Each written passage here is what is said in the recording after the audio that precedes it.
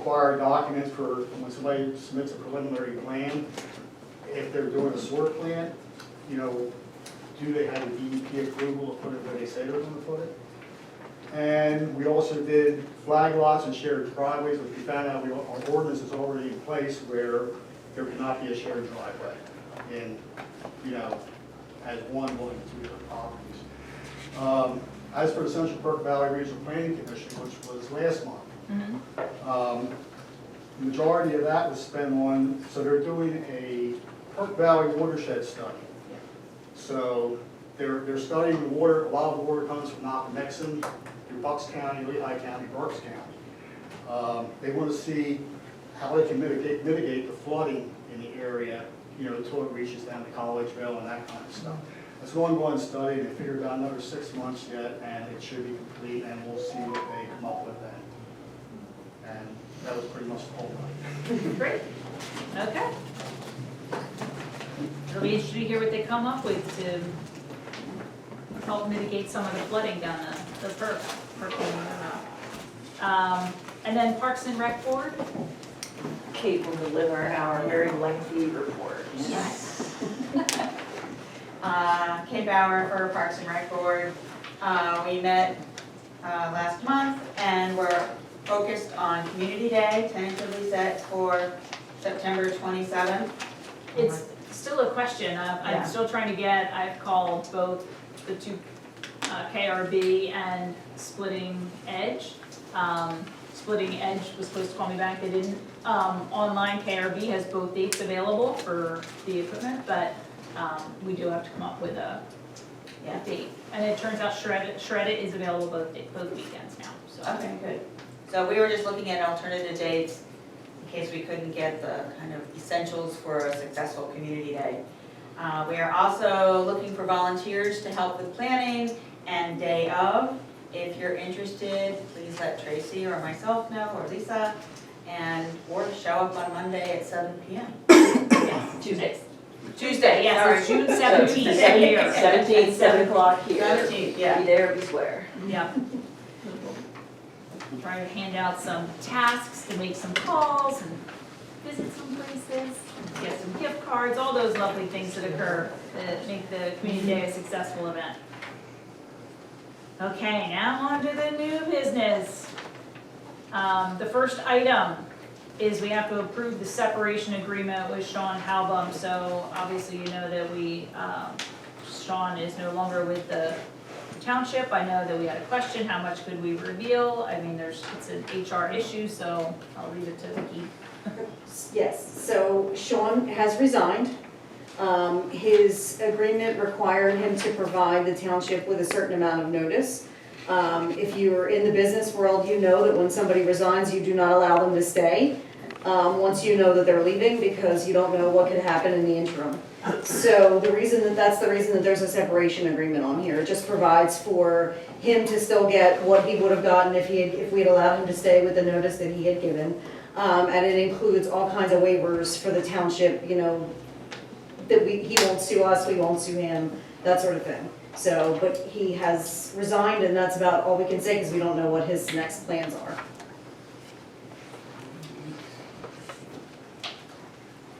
So we make a motion to approve? Yes. Would you like to do that, Bill? Sure. Make a motion to approve the settlement agreement and general release Separation agreement. separation. Yeah. Separation agreement. It's just right on, you don't know, it's just right here. Oh, okay. Read it on the agenda. I approve separation agreement with Sean Halbom. Do I have a second that. Okay. All in favor? Aye. Aye. Wait one. Are you on mute, Strike Bill? one. I'm still on mute. Oh, I'm here for this, and I get yelled at, and then the kids get yelled, so I didn't want to say nothing, and, yeah, I second that, or all in favor, aye. Aye. Okay, there we go. Much Aye. appreciated. Yes, ma'am. Stay close. Which leads Stay to, close to the mute button. the next item on our agenda. So everybody hopefully will remember Aaron. He was here as our township manager for a very brief time. Unfortunately for us, fortunately for him, he got an offer to go somewhere else that was more advantageous to him. He has found himself This is us. available again. This is us. So he has agreed to come back and work for the township. It will be pursuant to his old contract. We're gonna execute a new contract, but all the terms are the same as what was in his original contract when he was here. So he's coming back on the same terms, and the same, everything. So he will be starting on Monday. I have a question. Yeah. How long is that for, like, this contract? The contract, so the way that the law is written, the contract cannot be any longer than, I think it's 2 years, because it has to expire at the next municipal election, so that when the board is reseated, even if there's only one change, they have the ability to decide whether to keep that manager on or whether to let that manager go. So that's the actual term, is just until the next municipal election, and then the board can either renew the contract or terminate it at that point. So that's only for a couple months then, because the next election is coming up. It will be, yes, in January, you will decide whether or not to renew his term, correct? For now, yes. The hope will be that he will stay with us, obviously, longer than the last time, but I think everybody's familiar with him, and obviously he was, Don't we have to advertise for the position? no, it's a professional position, so you don't have to advertise for it. Did he resign his last position, or did Who, Aaron? he? Yes. I don't know whether I'm allowed to share this with you, but he probably would tell you if he was here. He took another position, and no, there were cuts in that other position. So no, he did not resign to come here. It just so happened that he found himself not being employed. And there was an opportunity here, so he's gonna come back to us, which is actually lucky for us. It was incredible timing, but lucky for us. Would you like to make a motion? I will make a motion to approve the manager agreement with Aaron Walizer. Walizer. I second that. All in favor? Aye. Aye. Aye. Thank you. Newt? You were correct, Vicki, it is every two, it's only got to be a 2-year contract, and it is approved every single year, that there's a turnover in a municipal election. Okay, great. Next. The next item is to appoint Aaron Walizer as the right-to-know officer and William Landman as the alternative right-to-know officer. Would you like to make a motion? I will make the motion to appoint Aaron Walizer as our right-to-know officer and William Landman as our alternate right-to-know officer. All in favor? Or do I have a I second? second. All right, all in favor? Aye. Aye. Anybody need any clarification on what a right-to-know officer is? Denise, he said he's not voting because, I guess, because he's the Oh, alternate. he's so abstaining, yeah, Correct. good point, okay. Yes, we would like to know. Could you explain more what the right-to-know officer is? I'm assuming it's completing any right-to-know requests? Sure. So each municipality or authority that's subject to the right-to-know law has to appoint a right-to-know officer who responds to any requests that come in. So they're responsible for gathering all the documents that are requested and being the official person who signs off on any responses that are provided. Well, what's the alternate, I mean, why would you need an alternate? Just for some reason, if Aaron wasn't available, like for some, let's just say he went on vacation and he wasn't here and a right-to-know request came in while he was gone, you only have 5 business days to respond. So you want to make sure that you have somebody who can respond in that time. Thank you. Sure. Next item is to authorize LTL to move forward with obtaining COSTARS contract for work in accordance with plan prepared by LTL Consultants for Woodchuck Lane. Do we need to elaborate on that? If Norm wants to give a brief explanation, there's some work that needs to be done out there. Norm has come up with a plan for what we're gonna do moving forward. He believes that it will fall under a COSTARS contract, which will save us royally, meaning the township, the money of preparing bid specs and having to advertise and go out to bid. We're able to piggyback on a contract issued by the state in order to have the work done.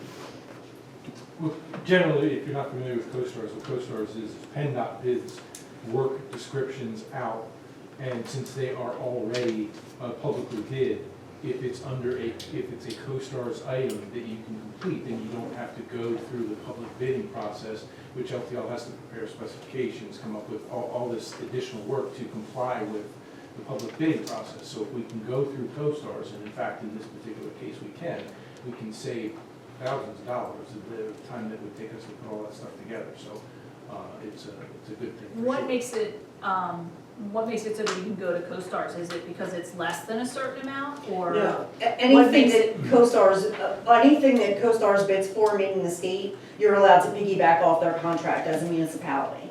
So what will happen is Norma's gonna go out and look under the COSTARS program and find an appropriate contractor for the work that needs to be done.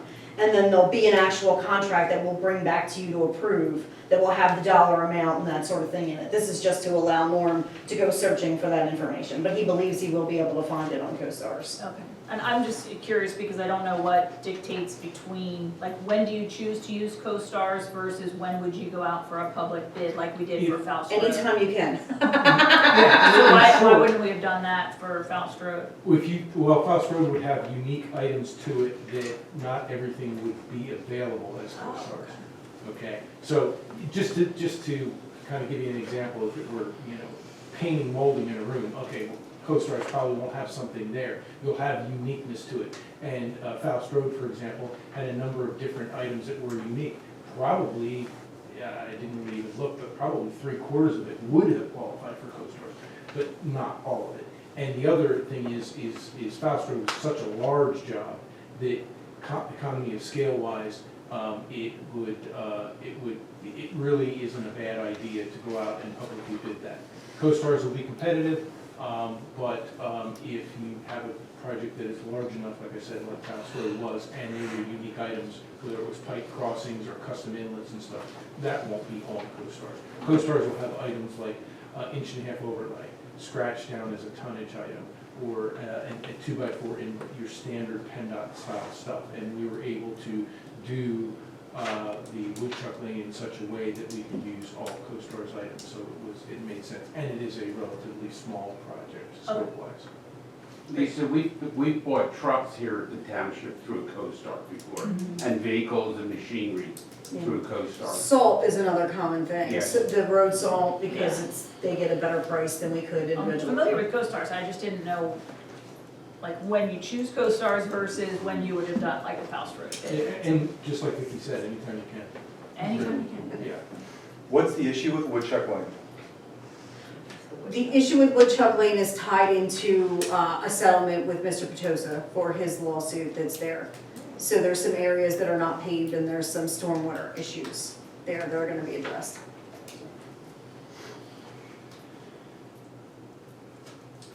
Okay, would you like to make a Okay. motion? I'd like to make a motion to authorize LTL to move forward with obtaining COSTARS contract work in accordance with the plan prepared by LTL Consultants for Woodchuck Lane. Do I have a second? I second. All in favor? Aye. Aye. Aye. Okay. Thank you, Bill. Great. Last item under new business is to consider a resolution making supplemental appropriations to the budget. So we have to make appropriations to the budget, which, just to give a brief explanation, we run on a cash basis budget as opposed to an accrual basis budget. So what we spend in the year is what goes against that budget. And if you budgeted for something in '24, but it didn't get paid till '25, it somehow just ends up in the '25 budget. So, which is, if you come out of the corporate world, it's accrual based and you just carry the money forward to the next budget, but that doesn't happen in this setting. What you don't spend in '24, you just didn't spend it. So we have, the largest appropriation is for Faust Road. So some of Faust Road didn't get paid until '25, to the tune of $182,000 was the overage on Faust Road. Now let me explain, the overage isn't that the expense came in over that much. It was a cash situation because liquid fuels is usually used for much of there's a liquid fuels fund, and that is used to cover road improvements. But in the spring of last year, there, I think is the timeline for completing the liquid fuels fund request. You have to go through a project with PennDOT to say how you're gonna use all the fuel funds. And I don't think we completed the paperwork timely, or there was, It was a timing issue. it was a timing issue. With that and with when the work was completed. Yeah, so, PennDOT wouldn't allow us to use this year's 24 liquid fuels funds against the project. So, we paid for it in '25. The liquid fuels money we still have, it's still in the account. We're just now gonna use that liquid fuels money for the Gottschall Road project, which is coming up later this year. And the liquid fuels process will be done timely and through the project management process and documentation that's required by PennDOT. So it's not like it's all extra money. There is money, it's just being now moved, instead of spending it on Faust, we'll spend it on Gottschall. The Potosi settlement and road work that we just talked about, some of that is a total estimate of $60,000 that needs to be covered. And then just the switching of the two managers and having to cover some of this with a separation agreement, we are $14,200 over on manager expense this year. So for a total of $256,200. Not saying that that's all extra money. It should, the $60,000 for Potosi needed to be spent. It was going to be spent anyway. And the same with the Faust Road. So it's just more of a budgeting coverage that needs to be accounted for because of our cash basis budget as opposed to an accrual-based budget, so. That's the resolution. So we need to make a resolution? Make a motion to adopt the resolution. It's 2025-10. Thank you. I make a motion to adopt resolution number 2025-10, making supplemental appropriations to budget. I second that. All in favor? Aye. Aye.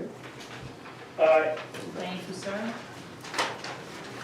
And these, I don't know if you want to mention, but that's something that we're going to consider too, switching to the other basis instead of the cash basis.